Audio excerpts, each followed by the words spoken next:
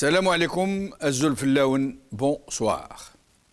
Le président Tebboune a enfin effectué une visite dans une ville d'Algérie, Ouarn, après plus de 2 ans de mandat, quasiment la moitié. Il a donc daigné se montrer enfin. Mais au fait, saviez-vous pourquoi il ne s'est jamais permis de bain de foule ni traverser une seule rue d'une quelconque ville algérienne, serait-ce à bord de sa voiture blindée et entouré de ses gardes du corps? Tout simplement parce qu'il sait qu'il serait hué et que le slogan qu'il déteste le plus, Tebboune Mzawar Jabouh al-Askar, le démasquerait aux yeux du monde entier, où l'on saurait enfin qu'il n'est pas ce président qu'il dit être le mieux élu depuis l'indépendance du pays, mais qu'il a été désigné par la junte. Monsieur Tebboune s'est donc rendu à Ouarn, escorté de plusieurs MiG Sukhoi, dont la seule heure de vol coûte 15 000 € pour chaque appareil. Arrivé à Ouarn, il s'est déplacé à bord d'un hélicoptère de la présidence, Air Force Wah ou Air Force Win. Et savez-vous pourquoi il a préféré ce mode de transport plutôt qu'un bain de foule, plutôt qu'un cortège automobile? Pour la raison que nous venons de dire, parce qu'il n'y a aucun risque qu'il puisse entendre Tebboune Mzawar Jabouh al-Askar ou Madaniya Machi Askariya, aucun risque de les entendre en plein ciel. Nous allons parler aussi aujourd'hui de cet énième scandale, de cette très grave violation du droit et de la morale, de ce régime contre un prisonnier politique, Mohamed Azzou Ben Halima, qui avait été, rappelez-vous, remis au régime par l'Espagne, une extradition qui s'est cachée derrière une expulsion administrative contre ses 2 acolytes, l'Espagne et le régime algérien, filaient le plus parfait amour. Ce prisonnier politique est incarcéré depuis des mois dans des conditions que sa famille décrit comme effroyables. Et nous l'avons vu directement sur la chaîne de télé, un homme brisé qui subit quotidiennement une torture morale dont ce régime a le secret.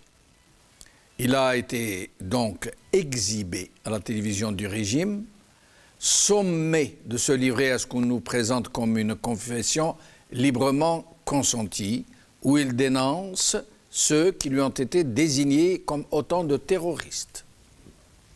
Rappelons qu'il est en instruction, que son procès est en instruction et qu'il est présumé être innocent, selon la loi algérienne même, selon le code pénal, selon le code de procédure pénale, selon la Constitution.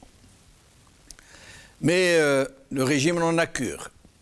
C'est une méthode qu'il a beaucoup utilisée dans les années 90 avec une télé de pseudo-journalistes sans éthique et sans état d'âme, où on nous montrait, rappelez-vous, les années 90, pour ceux qui les ont vécues, où on nous montrait des gens qui avouaient leur statut de terroriste, qui avouaient leur crime, et dont le régime ne prenait même pas le soin de cacher les marques de torture qu'ils portaient sur le visage.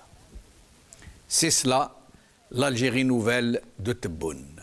Un melting pot de mensonges, d'outrances en tout genre, de transgression du droit, avec beaucoup d'effets de scène, d'esbrouf, de brouillard pour tromper l'ennemi qu'est le peuple algérien, pour leurrer les opinions publiques internationales, leur faire croire que l'Algérie est réellement un État de droit.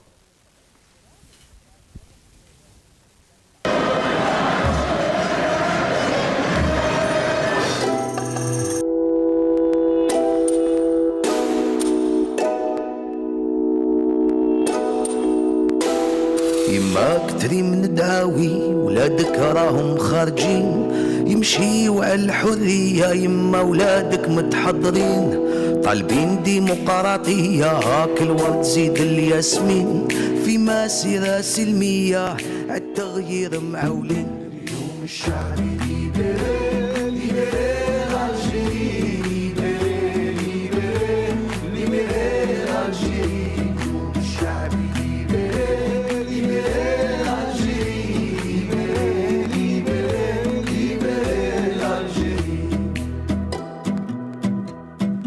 الشعب يلعب 10 والسيستم ما فهموش كوتسيزو يجيبها برا ويماركي ما تحقروش 10 سنين تدمر 10 والو مازال ما شبعتوش وبربي هاد المرة والو ناضي ما تفوتوش الشعب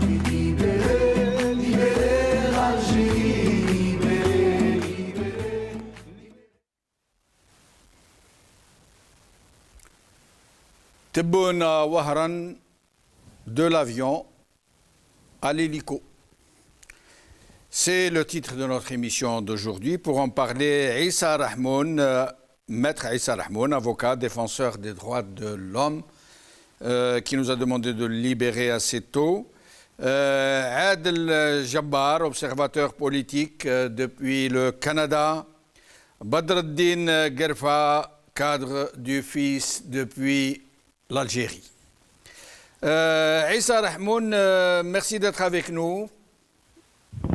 Salam alaikum, c'est le frère Si Jamal, aux invités, mais aussi aux téléspectateurs al-Magharibia. Salam alaikum. Wa alaikum salam, merci beaucoup. Alors, nous allons d'abord vous faire écouter Ben Hlima Mohamed, qu'on nous a exhibé à la télé, un tout petit extrait. Je vous demande de bien regarder son visage, ce qui exprime son regard, la bouche sèche, pâteuse. On voit bien qu'il a été empêché de dormir. C'est l'habituelle méthode de torture qu'utilisent les services avant de présenter, d'exhiber ces gens à la télé. Cet homme qu'on nous présente comme étant un terroriste, que le speaker de la télé présente comme étant un terroriste, et qui dénonce d'autres terroristes, sauf qu'on ne sait pas quel est l'acte terroriste qui leur sont, ou les actes terroristes qui leur sont reprochés. Nous allons écouter M. Ben Hlima. تواصل معايا خطره قال لي لازم تفتح قناه تاع يوتيوب قال لي ودخل معاك اسماعيل زيطوط قال لي دخلوا معاك ادمين في الصفحه تاع الفيسبوك ودخلوا معاك ادمين في القناه تاع اليوتيوب هو اللي يشرف لك على القناه تاع اليوتيوب قال لي القناه تاع اليوتيوب هذه تدخل منها مداخل وتعاون روحك بها مصروف كش ما تشري كش ما تقضي كش ما قلت له اوكي ماشي مشكل خلاص دخلت معايا اسماعيل زيطوط كيما كان الحال اسماعيل زيطوط بون ماشي وحده ما يخدمش وحده كاين واحد شخص ما نعرفش اسمه عنده ان كونت على التليجرام اسمه هيرمس هذا هيرمس عايش في الامريكان هو اللي حاكم لهم لي كونت تاعهم تاع اليوتيوب حاكم تاع امير حاكم تاع محمد عبد الله حاكم تاعي حاكم تاع زيطوط حاكم بزاف حاكمين عندهم حتى قنوات تاعهم كي يكون عندك مشكل على اليوتيوب ولا مشكل على الصفحه. Comble du cynisme, ils ont mis un bouquet de fleurs artificielles derrière lui.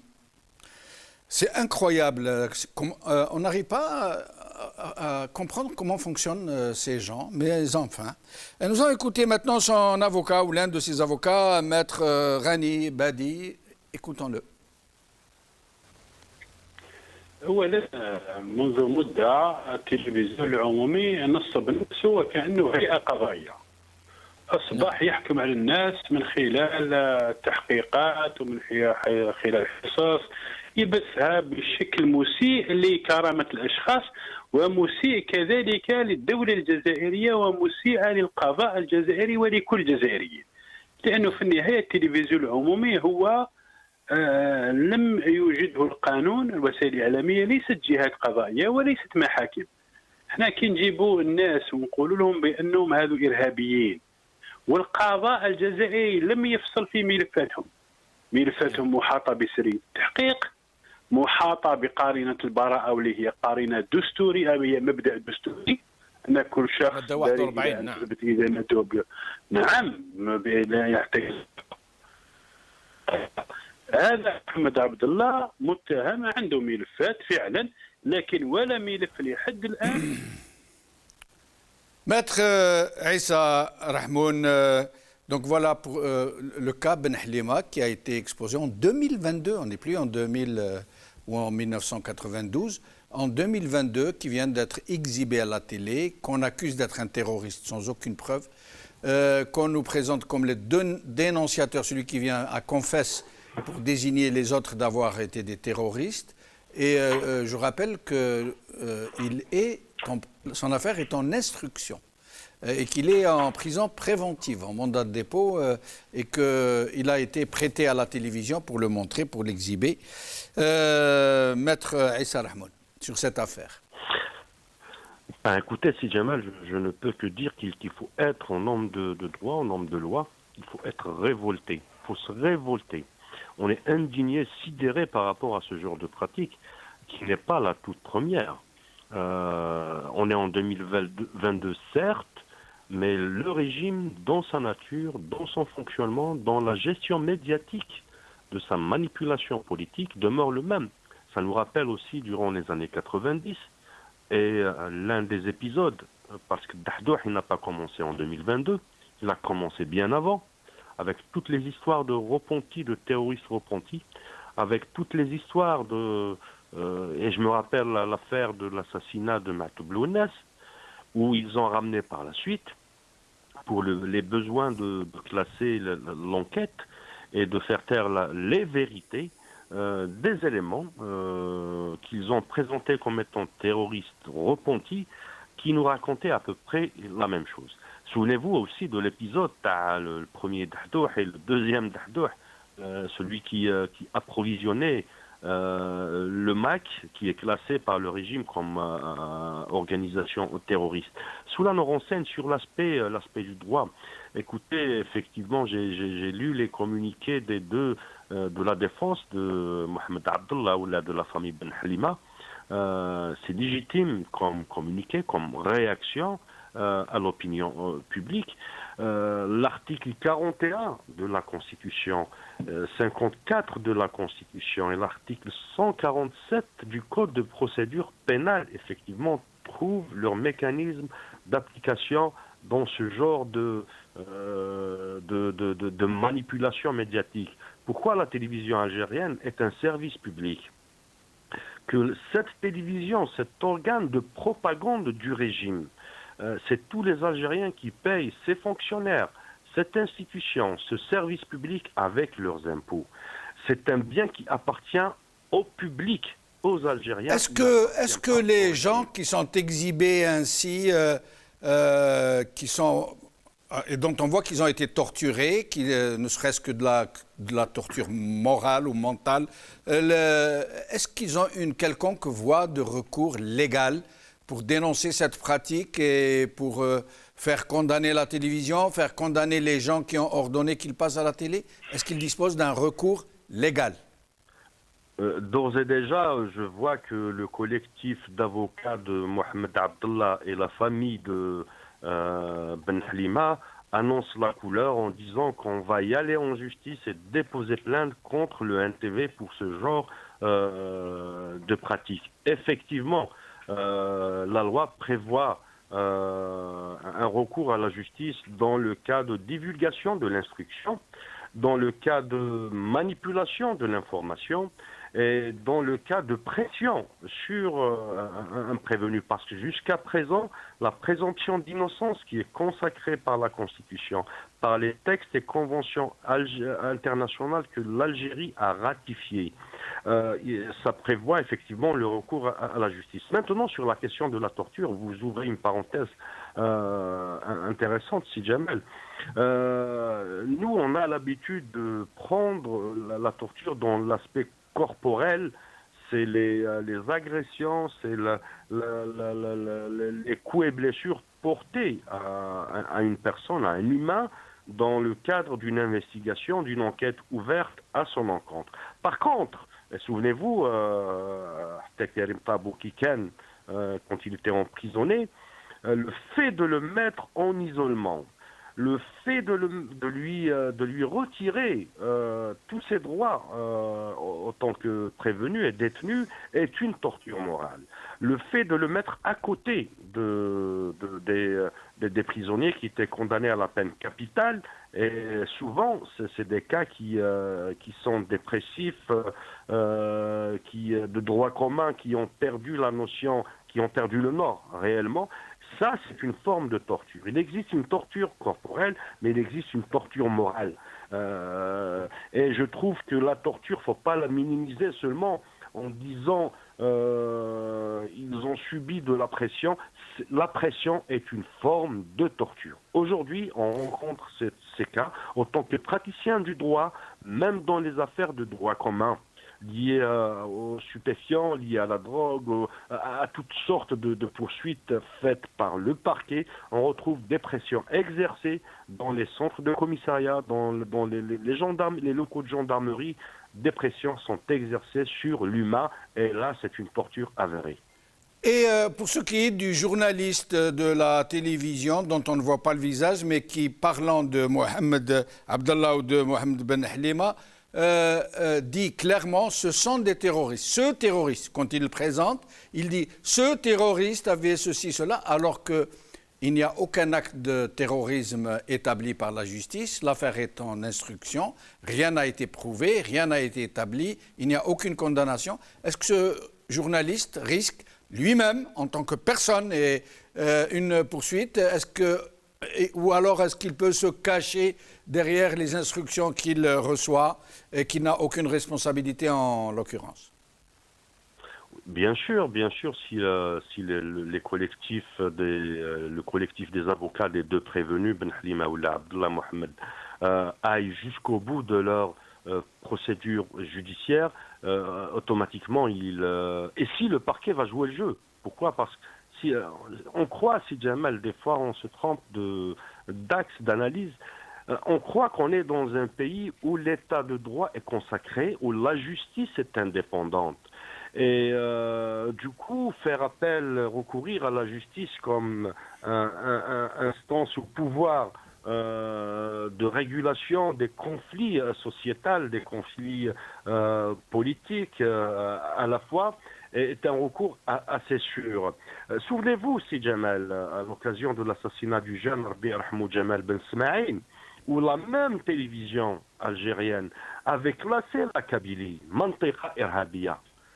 Ils ne sont pas à leur première provocation du peuple algérien. Souvenez-vous aussi que si Khdar Bourga Rabbi Rahmou était classé par une presse sous les ordres du régime de la police politique comme étant quelqu'un qui a imité une personne, quelqu'un qui a usurpé une personne qui était Moudjahid, et que ce n'est pas Amil Khdar Bourga Rabbi Yarhamou. Donc on se retrouve dans un contexte où aujourd'hui le régime, il n'a pas évolué même dans la manipulation politico-médiatique. Les années 60-70, et vous en êtes aussi témoin, on a les anciens militants et opposants. Les années 60-70, l'Algérie avait connu ça.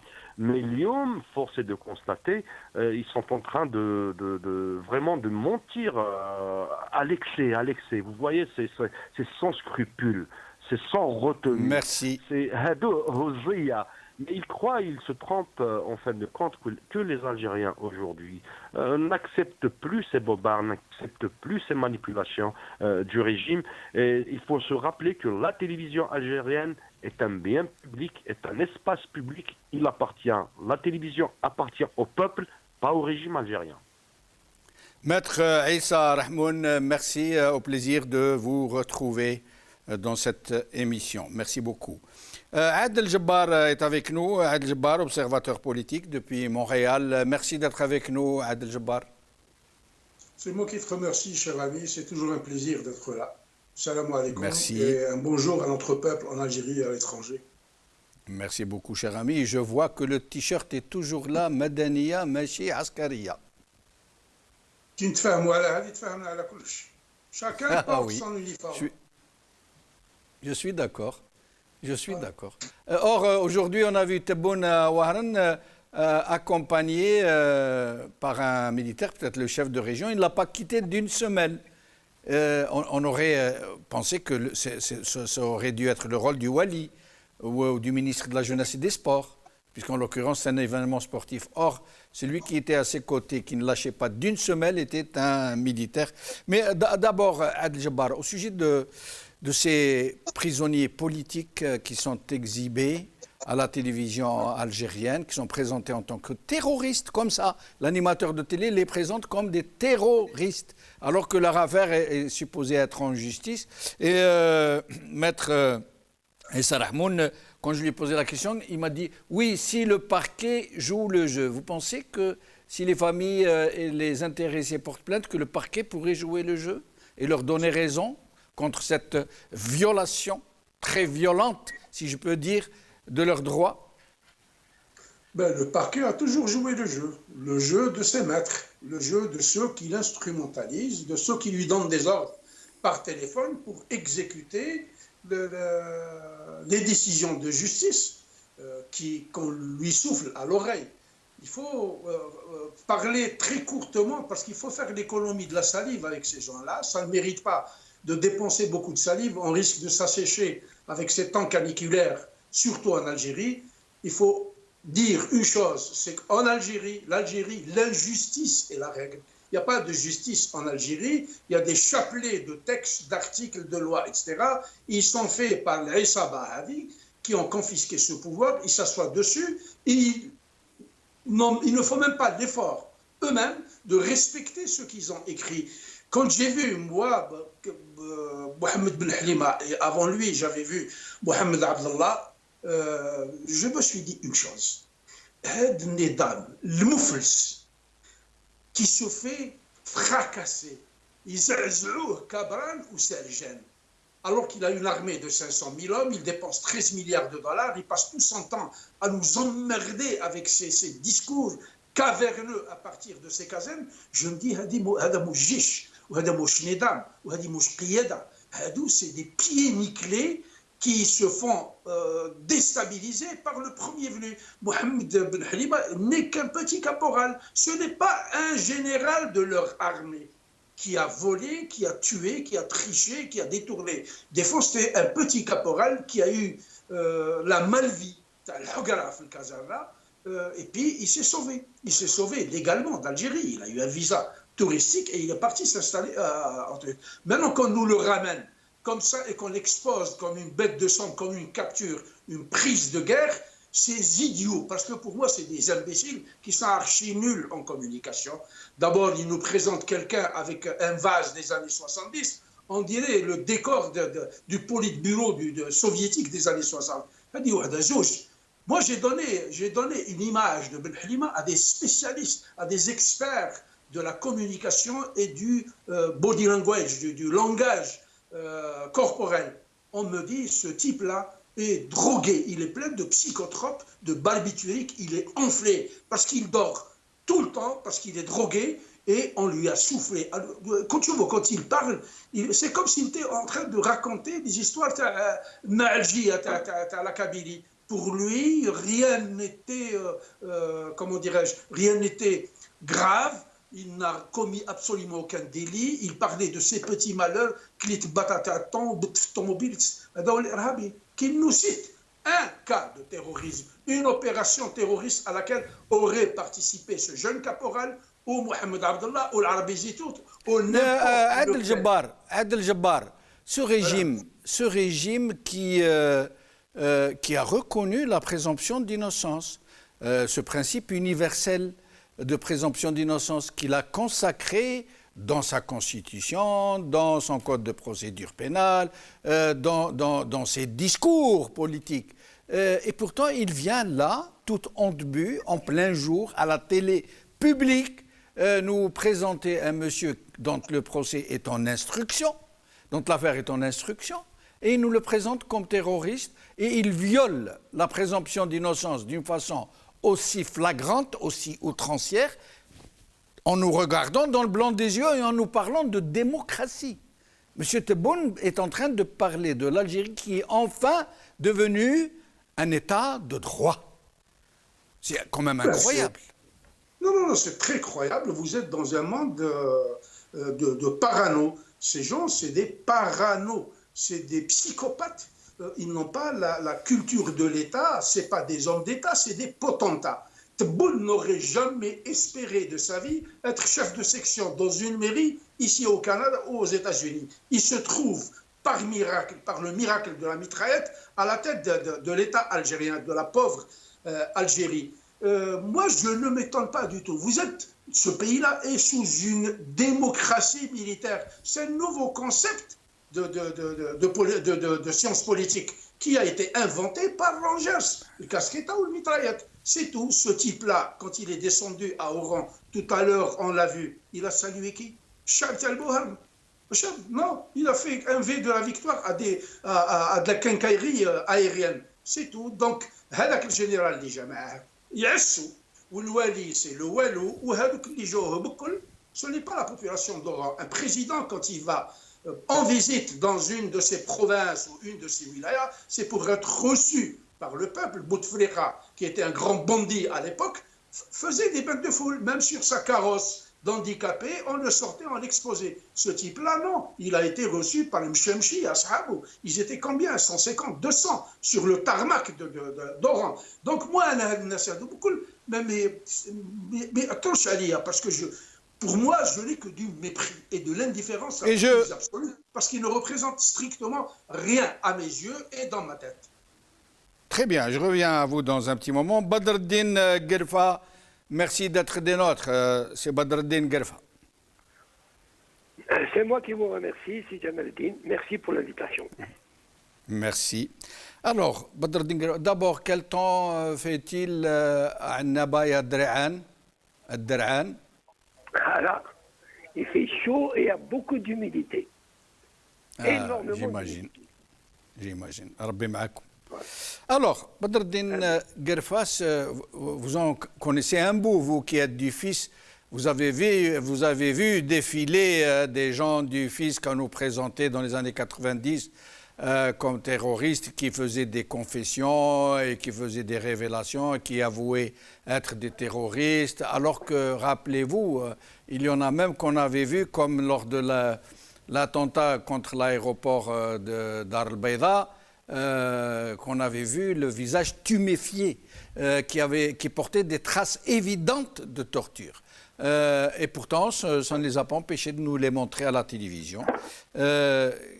Et voilà que ça continue, et nous sommes en 2022, et rien n'a changé dans la maison de l'ogre, comme les Algériens appellent ce régime, Dar el-Ghul. Badreddine Guerfa. Wallahi, si Jamaldine, في الحقيقة j'aurais aimé ne pas parler de ces scénarios macabres لأن الشعب الجزائري في اعتقادي هو يعني خدا موقعه وجاوب على هاد كل التلاعبات tous ces scénarios le 22 février 2019. الشعب maintenant il a compris الناس كل les jeunes كل الناس فهمت هذه القضية. Maintenant bien entendu c'est des traumatismes qui reviennent. Eux aussi le savent. Ils savent qu'il y a des traumatismes في المجتمع الجزائري et ils essayent de faire peur. Parce que الشعب هذا خرج كما على لسان كما كان يقول عبد الحميد مهدي رحمه الله خرج من بيت الطاعة. خرج من بيت الطاعة حابين يرجعوه لبيت الطاعة. خرج من بيت الخوف والذل إلى بيت la dignité والكرامة والشجاعة. Donc ils veulent rapidement le faire retourner هذا دار الخوف ودار المهانة ودار الذل. Sinon, comment peut-on expliquer qu'un régime qui se dit بالجزائر قوة ضاربة والألجيري هي قوة كبيرة un petit caporal ربي يطلق سراحه un petit caporal يبينوا هنا اللي يعرف toutes les relations qu'il y a en Europe, aux États-Unis, tous les réseaux, les modules. Et rappelons Badreddine Guerfa, pardon de vous interrompre, rappelons que ce petit caporal était chauffeur. Il était chauffeur dans l'armée. Il conduisait une voiture. Voilà. Il n'avait aucune responsabilité. C'était un chauffeur. C'est tout. Voilà. C'est un petit chauffeur, يدخلوه dans un scénario, dans un film اسود.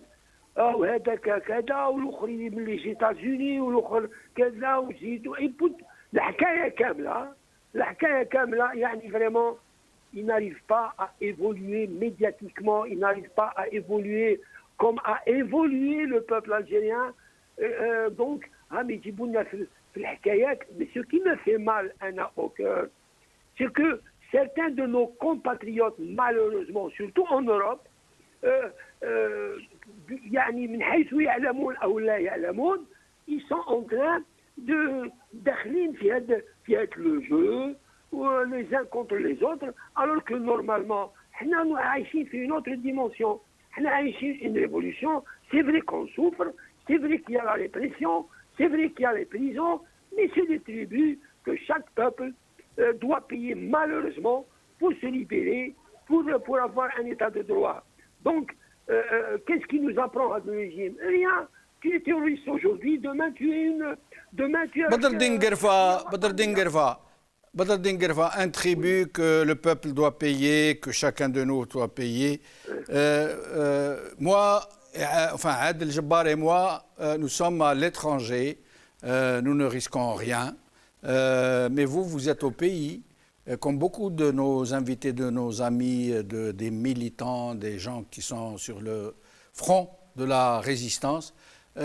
Vous ne craignez pas, surtout que vous avez eu suffisamment d'ennuis, que votre fils est lui-même sous le coup de l'histoire et d'autres.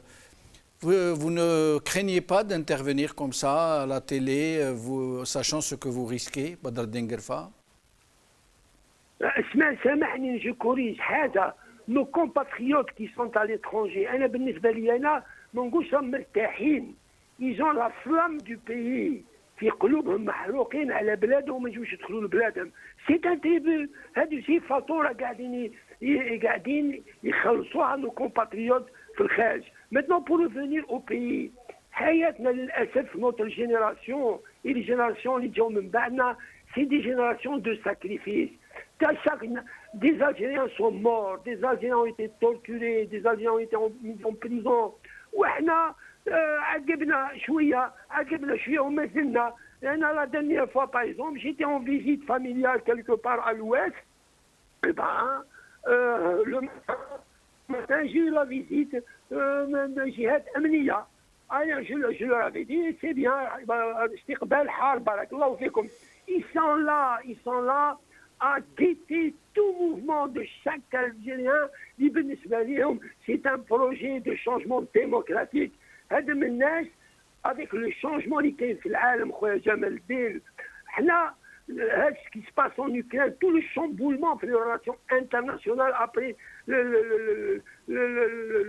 après le corona ومن بعد ce qui se passe en Ukraine, tous ces changements géostratégiques et géopolitiques qui sont en train de se construire جديدة. وحنا est-ce que l'Algérie مكتوب عليها تكون هي اللي تاخذ الضرب فقط, plutôt que نكونوا un pays actif dans ce changement. Malheureusement هاد من الناس ما حبوش يفهموا. احنا j'estime avec toute modestie qu'on a compris qu'on veut que البلاد هذه تخرج من هذا المأزق. C'est pour ça qu'on est prêt à nous sacrifier. On s'est sacrifié, on se sacrifiera. Inch'Allah نسألوا ربي اللطف. Mais احنا راح نموتوا غدوة راح القبر. Personne ما حيبقى في هذه الحياة. أنا جو بريفير que les générations اللي يجيو في من بعد ونكونوا موتنا يتكلموا علينا بالخير ويقولوا cette génération a donné à l'Algérie. ما داتش من الجزائر. احنا ماناش حابين نديو من الجزائر, حابين نعطيو للجزائر. Merci. Restez avec nous. افكارنا. هذا واش حابين ان شاء الله. Restez avec nous, Badr Dingerfa. Alors, nous allons voir le voyage de M. Tebboune Ouahran. D'abord, les chasseurs Sukhoi, les MiG Sukhoi. Regardez.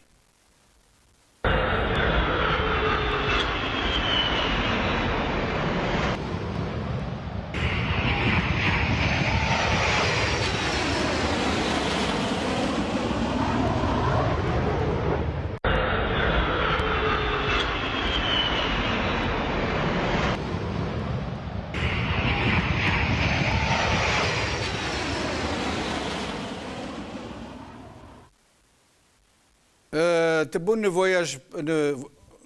se déplace plus avec un cortège de motos comme il faisait les autres. Non, lui, c'est un cortège de MiG. 15 000 € par heure de vol. Et on nous dit même qu'il exige dans le protocole qu'il soit reçu comme ça à l'étranger, aux Italiens notamment, à qui il a demandé de l'accueillir avec des chasseurs.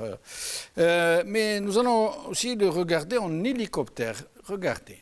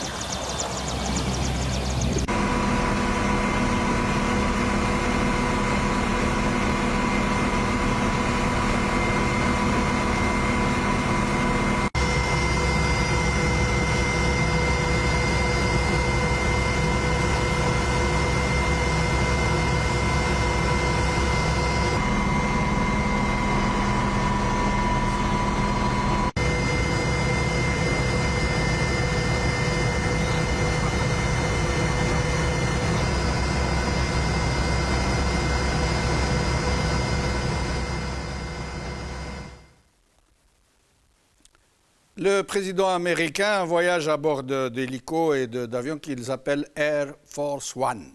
Tebboune, c'est Air Force Wa ou la Air Force Win.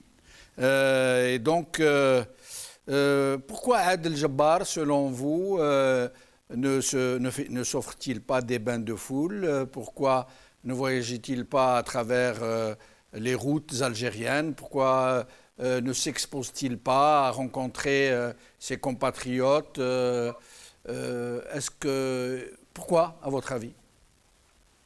D'abord, la première des remarques que je fais, ce n'est pas Air Force One, c'est Air Force Zero. Ça deviendra Air Force One le jour où ces pieds nickelés-là, qui engloutissent 13 milliards de dollars, seront capables de fabriquer un clou. Or, tout ce qu'on nous a présenté, c'est encore pour... comment dirais-je, pour nous impressionner. J'ai vu quelques frégates aussi, quand ce pied nickelé de sinistre de l'intérieur était en train de lui montrer quelque chose à partir de hublots. Et ce qui est dramatique, avec ces ploucs, parce que moi, ce n'est que des ploucs en termes de communication, c'est que même à 12 000 pieds d'altitude, bon, il n'est pas à cette altitude-là, mais il a toujours un bouquet de fleurs, comme les bouquets de fleurs qu'on met sur les tables du Haut Conseil de la sécurité. Ça, c'est un message pour dire nous avons le Kowa, nous avons le Jish, nous avons. C'est-à-dire que cette pauvre Algérie n'a plus rien, elle ne produit plus l'intelligence, elle ne produit que le biceps. Et quand il est confronté à un autre biceps, il baisse la culotte. Moi, j'ai lu un communiqué du fossile, le vieillard qui aurait, semble-t-il, préconisé à Chengueris de ne pas répondre à la provocation des Marocains et de la force multinationale qui est en train de faire des manœuvres. Là, relève le défi. Déploie ton armée et je souhaite que les GPS de la force multinationale soient tous détraqués pour qu'il y ait un missile qui tombe en territoire algérien. Mis à part c'est des gens qui sont incapables. Maintenant, ce type-là, pourquoi il ne va pas à la rencontre de son peuple? Son peuple, c'est 5%. C'est la population du kibbutz de Club des Lapins, les larbins qui sont venus l'attendre à Oran et pour qui il a donné l'autorité de dilapider l'argent public, parce qu'il leur a signé un décret pour les autoriser à ne pas respecter les procédures d'appel d'offres et d'appel à la concurrence. Donc c'est le marché de gré à gré qui prévaut. Alors, Adel Jabbar, nous allons le voir, M. Tebboune, au départ d'Alger, regardez bien. Les gens lui disent adieu, au revoir, comme s'il allait visiter un autre pays, comme s'il n'allait pas en revenir. Regardez ces images, c'est complètement hallucinant. Regardez. تبون إلى ولاية وهران في زيارة عمل وتفقد يدشن خلالها عددا من المنشآت الرياضية ويضع حجر الأساس لمشاريع تنموية. وكان في توديع السيد رئيس الجمهورية بأرضية مطار هواري بومدين الدولي الوزير الأول أيمن بن عبد الرحمن ورئيس أركان الجيش الوطني الشعبي الفريق سعيد شنقريحة ومدير الديوان برئاسة الجمهورية السيد عبد العزيز تبون إلى ولاية عادل الجبار. وكان في توديع رئيس الجمهورية الوزير الأول والشاف d'état major et lui qui salue encore un peu, ils auraient agité des mouchoirs blancs, des petites larmes peut-être. C'est incroyable. Non, non. Ce qui est pathétique et ce qui est rigolo mais qui fait pleurer en même temps, c'est qu'on déclare que ce monsieur-là va pour inaugurer des installations. شفنا les tapis de gazon sur du gravier, شفنا les ajours ciment dans des petits carrés de verdure. Qu'est-ce qu'il va inaugurer? Tout ce qui a été fait, les étrangers d'Idalom, et aujourd'hui, il semblerait, selon des audits non encore confirmés et affirmés, que le montant initial de 500 millions de dollars pour la prise en charge des Jeux méditerranéens est largement dépassé. On est en train d'exploser, de dépasser les limites des 800 millions de dollars. Donc, c'est les petits copains qui ont une brouette avec le Walou du coin, qui ont eu des marchés publics et qui sont en train de saccager le trésor public. Et là, je demande aux Algériens une chose. C'est des bandits. Ils ne s'arrêteront jamais de dilapider. Ils ne savent pas créer la richesse parce qu'ils n'ont jamais travaillé. Et aujourd'hui, ce type. Je reviens à vous. Et je reviens à vous, Adel Jabbar, dans un petit moment. Badreddine Guerfa, sur ces Jeux méditerranéens, moi je pense franchement, dont il faut se réjouir. Tant mieux qu'il y ait des Jeux méditerranéens, une rencontre internationale où l'Algérie peut se distinguer, briller, parce que l'Algérie n'appartient pas à ce régime. L'Algérie appartient aux Algériens, où nous tenons au fond du cœur que ces Jeux réussissent. Même si le régime est en train de s'en servir pour se faire mousser. معليش les Jeux تاعنا, on souhaite la réussite. Mais le problème, Badreddine Guerfa, que je veux vous poser, Ouaran, tout le monde sait dans quelle situation elle se trouve. C'est des quartiers entiers à démolir, c'est des ordures qui ne sont pas ramassées, ce sont des pénuries d'eau, ce sont des routes dévastées, démolies, des fondrières, des nids de poules, c'est la misère, c'est le chômage, c'est le hagra, c'est indescriptible. Je pourrais parler pendant des heures comme ça à décrire ce que les Harna subissent dans leur vie de tous les jours. Pourtant, ce qu'ils ont fait avec ces jeux, ils ont soigné la façade, comme d'habitude. Les vitrines Potemkin, au point où même les murs qu'ils ont bâtis pour empêcher les Haragas d'accéder à la mer, ils ont payé beaucoup pour les installer, ils ont payé beaucoup pour les enlever. Pourquoi? Parce que ce n'est pas présentable. Parce qu'il y a des étrangers qui arrivent, il faut qu'ils voient le beau côté de la ville, hein, le front de mer, les immeubles retapés à neuf, les gazons qu'on a installés juste la veille, les fausses fleurs qu'on a piquées un peu sur les gazons. C'est quoi ce mépris, Badreddine Guerfa, à l'endroit de toute une population qui est en train de voir de ses propres yeux ce qu'on est en train d'ériger autour d'elle, des façades de Potemkin, des vitrines? D'abord, pour parler de la jeunesse, du sport, des sportifs, bien entendu, tous ces sportifs sont nos enfants, nos frères, nos sœurs. Bien entendu, Madabine à cette jeunesse. Finalement, c'est comme quand l'équipe nationale de football, avec son entraîneur, les Algériens, comment ils arrivent à comprendre. L'entraîneur qui n'a pas réussi à amener l'équipe nationale à la Coupe du Monde, eh bien, tous les Algériens ont été avec eux parce que les Algériens savent faire la différence entre les charlatans et les gens sérieux qui travaillent. Donc, bien entendu, les Algériens ont besoin d'être heureux, ils ont besoin d'avoir des plaisirs, de faire du sport, etc. Bon, ça, c'est une chanson. Maintenant, pour revenir à votre question, moi, je reviens à un certain discours de l'ancien président chassé par les Algériens après le 22 février 89, 22 février 2019. مرة بوتفليقة في un discours قال قال الناس راهم قالوا لي باللي راهو لي زوتوريتي دون كومون ولا دون ولايه كي تجي راهم يسبقوا لي تروطوار يعدلوا لي زارب يعدلوا لي فلور سيتادير لي جون ils ont posé un مشكله صافي واش كان المشكله تاعو لا ريبونس تاعو سي جمال الدين بن سنوف قال انتم كي يجيكم ضيف للدار ما تنظفولوش الدنيا ولا كومون يريزون هادم عايشين لي فاساد في كل شيء عايشين اون ديموكراسي دو فاساد عايشين des entreprises avec des statistiques de façade des fausses statistiques قال خرجنا عندنا 180 مؤسسات دو فاساد كل شيء كذب في كذب لي زالجيريان لو ساف هما يسون كونطون ام يكذبوا وفرحانين بالكذب تاعهم يا مومون دوني عادوا يصدقوا الكذب تاعهم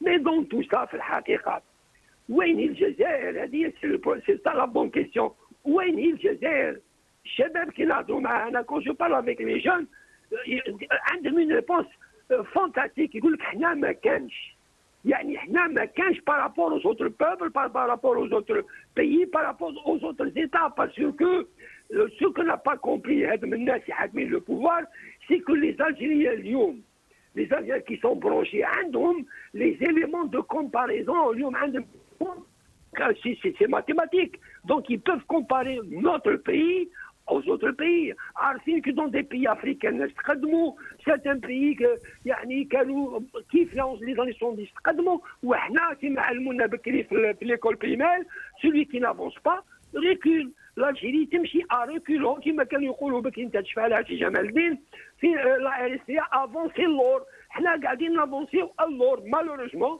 لا جونيس اليوم نو زونفون اليوم الحلم تاعو الوحيد سي كومون سيت جونيس ترافيرس لا ميديتيراني باش تروح من هنا ان بيي للناس ما كانش فيها حرب ما كان فيها والو الناس هاربه منه et ces gens-là ne se posent même pas cette question ils s'en foutent royalement ساعات يشوفوا لي فيديو justement يشوفوا لي فيديو القدم تاع وهران تاع قسطنطين ايتترا في لي زاني 60 ولا لي زاني 50 sur toujours nos villes étaient belles si Jemal Din nos villes étaient bien structurées اليوم شوف وين عدنا nos places كيفاش كانوا nos ruelles nos traditions منا كان لو مودرنيزم منا كان لي تراديسيون ورا نروحوا البنيين اللي ينكابيلي ونبيعوا لي بيجو تاع الفضه وين هما الكل ils sont tout ruinés maintenant je termine avec ça si Jemal Din اليوم faut-il comprendre que ce peuple حاب international ما حاب إلا يبني بلاده فقط il ne demande pas autre chose alors je leur dis أنا à travers votre المغاربية soyez raisonnable البلاد هذه راهي بلادنا جميعا هذه البلاد نبنيوها نشوفوا مشكلاتها الإشكالية اللي طاحها الحراك on essaie de résoudre ça avec sagesse بحكمة avec une vue على واش كاين في العالم et ce pays est capable quand même en 5-10 ans d'être à la hauteur تاع لي acteurs. Très bien. هذا واش حاب نقول. Très bien. Très bien. Restez avec nous jusqu'à la fin de l'émission. Adel Jabbar, vous avez le mot de la fin. كيما كان يقول سي بدر الدين يعني بلادنا كيف كانت باهيه تشفى سي عادل بكري في قسنطينه. في الجنه. جنه. كيف كانت عنابه لاكوكات كيف كانت. On rappelle des années 69-70. Absolument. On a le même âge, donc on se rappelle de cette très belle ville, Qsantena, l'une des plus belles villes du monde, si ce n'est la plus belle ville du monde. Pas seulement Ouarn, Annaba, Betna, Qsantena. Toutes les villes algériennes avaient un charme, faisaient beau. Mais ce qu'ils ont construit, la seule chose qu'ils ont vraiment très bien construit, ce sont les vitrines, les façades pour tromper l'ennemi que nous sommes. L'ouin هي رايحة كيما سي عادل الجبار et ce sera le mot de la fin en 3 minutes à peu près, si vous voulez bien. Sauf en 3 minutes, je dirais une chose. La génération تاعك وتاعي واللي من قبلنا كانوا سيادنا هذوك باسكو اللي حرروا البلاد. Nous avons trop souffert de ce despotisme et de cette dictature militaire. La jeunesse d'aujourd'hui qui est venue, elle a un autre regard. C'est une jeunesse, comme moi je l'appelle, la jeunesse digitalisée, numérisée, googlisée. Et c'est une jeunesse qu'on appelle la génération Z, elle est née avec Internet, elle est née avec les réseaux sociaux, donc c'est une nouvelle population. Et ils n'ont pas compris, ils n'ont pas évolué. Les jeunes Algériens qui sont mondialisés, les jeunes comme les jeunes de Los Angeles ou de Montréal ou de Toronto ou de New York, la musique, le way of life, donc ces jeunes-là aspirent à se libérer de la dictature et construire un nouveau pays où ils seront libres et joyeux de vivre. Le cauchemar est inscrit dans leur constitution. La constitution américaine, c'est l'American Dream, c'est-à-dire le rêve est inscrit dans la constitution américaine. On ne rêve plus en Algérie. En Algérie, c'est le désespoir, c'est le cauchemar.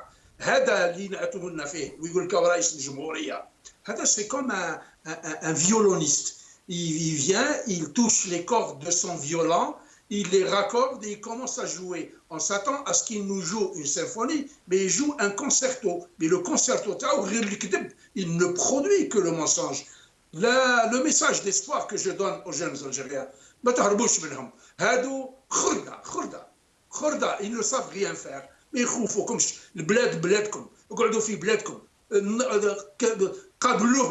défiez-les, n'allez pas mourir. دينوا مالكم وتروحوا خرايب الموت وتخليوا 80 مليون و 60 مليون تاع دات المالكم اللي ما عندهمش دار وهاربين تروحوا نيسبان ودخلوا العباسات. اقعدوا lutter pacifiquement. Ce n'est pas une affaire individuelle, c'est l'affaire de tout un peuple. Il faudrait que le peuple هذا ينحي الغبار عليه. ينوض بصفه سلميه. Vous avez peur de sortir, ne sortez pas. Ne sortez pas. Restez chez vous à la maison. Défiez-les de façon non violente et pacifique. Ce régime-là, il est hors sol. Il finira par tomber parce qu'il n'a pas de base sociale. الجزائر الجديدة هاد الزوايل هادو اللي قاعدين يستقبلوا في هذا الكذاب هذا هذه الجزائر الجديدة. C'est 200 truands, 200 bandits et le peuple est oublié complètement. Et tant que le peuple se tait sur ses droits, la dictature militaire, elle ne s'arrêtera pas. Jamais de les opprimer.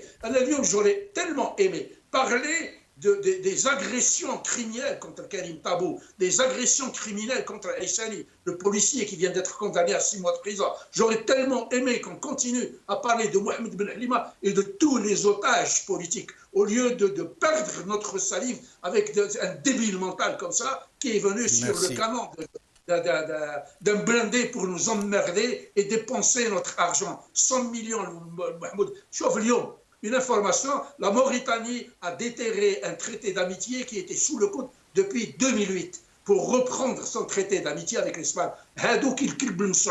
La Mauritanie contre le Maroc, contre la Tunis, contre la Libye, contre le Sénégal, contre tout le monde, ils ont tout le monde contre eux. Même le peuple algérien est contre eux. Donc il faudrait que... Merci. On va les vacciner.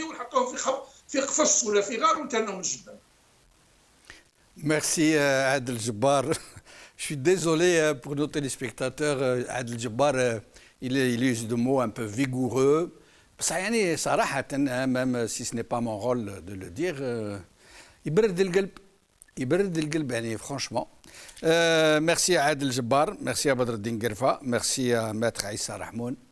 كاينه حاجه اللي قالها بدر الدين قرفة وقالها عادل جبار, le rêve, l'American Dream, la jeunesse algérienne, malheureusement, c'est vrai, elle ne rêve plus que de partir, que de s'arracher à sa propre terre, à sa famille, pour se jeter sur les routes de l'exil, للأسف الشديد, d'un si beau pays. بقى على خير, بسلامة.